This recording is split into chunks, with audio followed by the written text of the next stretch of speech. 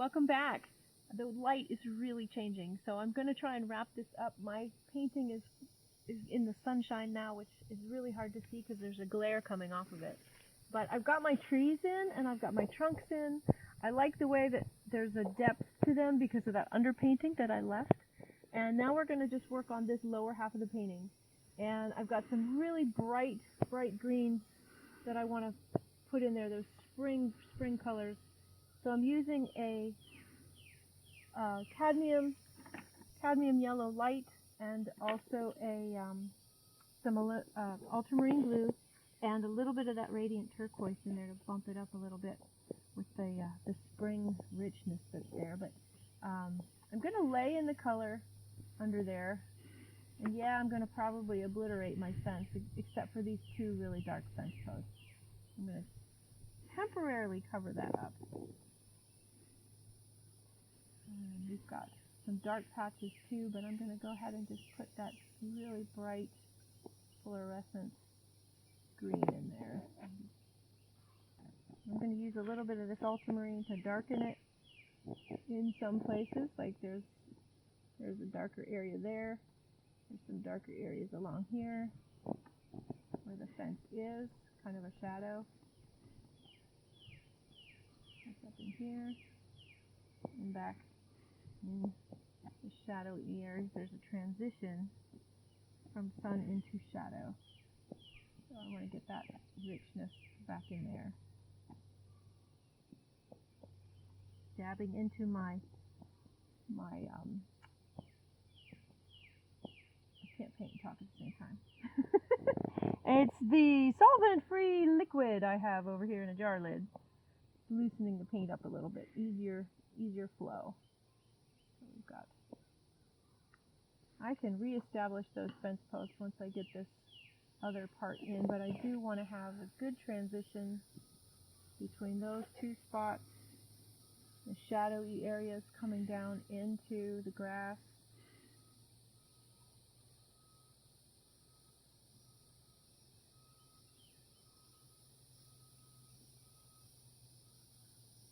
It might be too much.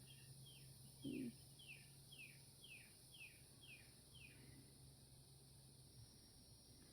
Remember our first color, I can always reestablish that.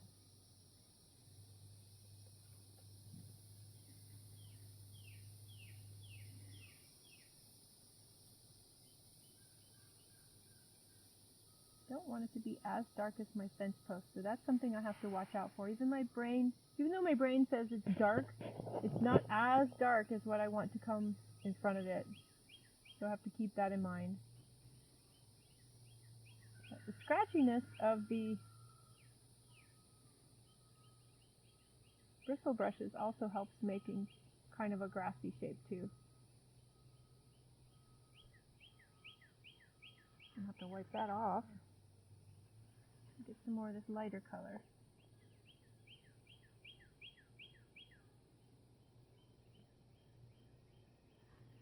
There's a bluer area here too. Transition. Get that on there. I like these flat brushes that I'm using because they are very versatile. I think I've talked about that before, but this one it's been worn to an angle. It used to be a flat.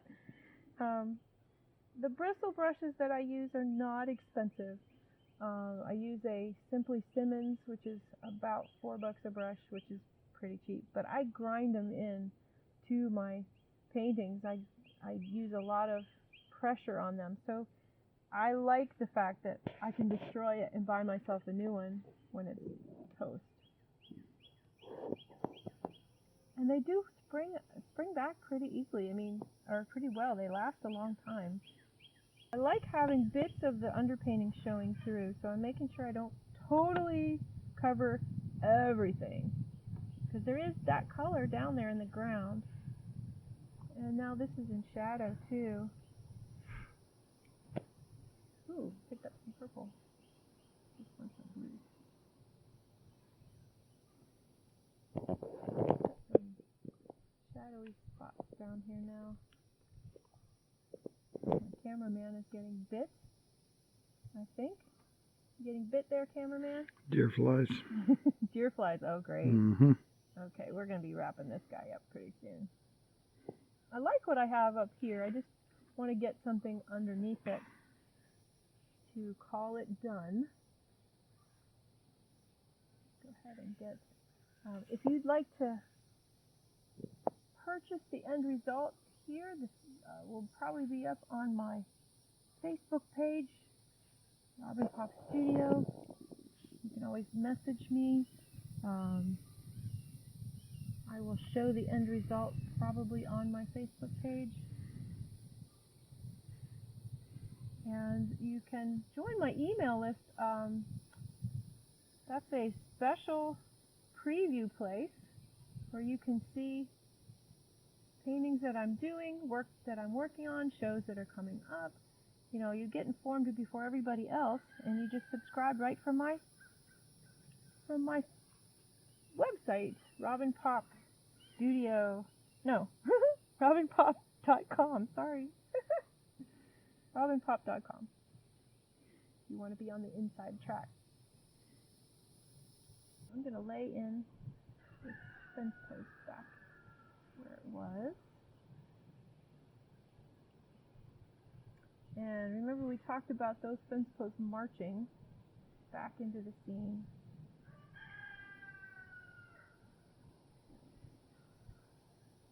That guy there, there's one. And that, when you touch wet paint, you do pick up paint when you're doing that, so you kind of have to wipe. See, like, now I got some green on there, so I'll wipe that off and dab back in my little puddle of paint there. Come over here, got this fence post here. I think I do. I kind of go back and forth when we get to this stage because I'll see, oh yeah, I got to add some texture to that grass.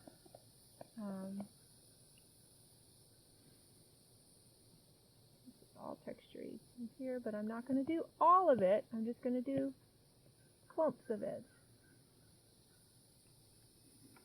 This is cool. I'm going to go ahead and kind of, let's see, fence posts are going to go down and up from the bottom and down from the top at the same time, because that's how the perspective reads. So if I have this one this long, this one's got to be a little shorter and higher and closer together. That's another thing that they are. Closer together, so pretty soon they look like they're on top of each other.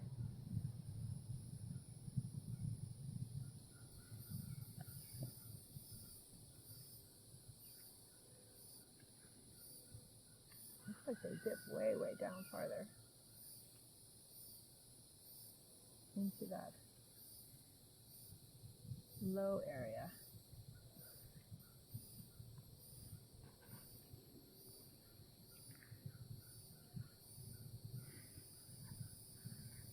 Yeah, that's better. They do go down. Okay. So I'm going to work a little bit more on the grass. I'm going to put some highlights on those fence posts. I did want to show one more thing. Did I bring it? No. I usually have a skewer, just a regular shish kebab skewer. But I think I have a stick here that will just do just fine. And I can scratch in some of the,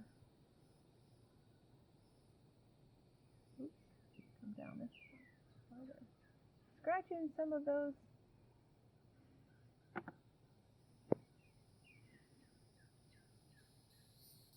wires from the fence wires.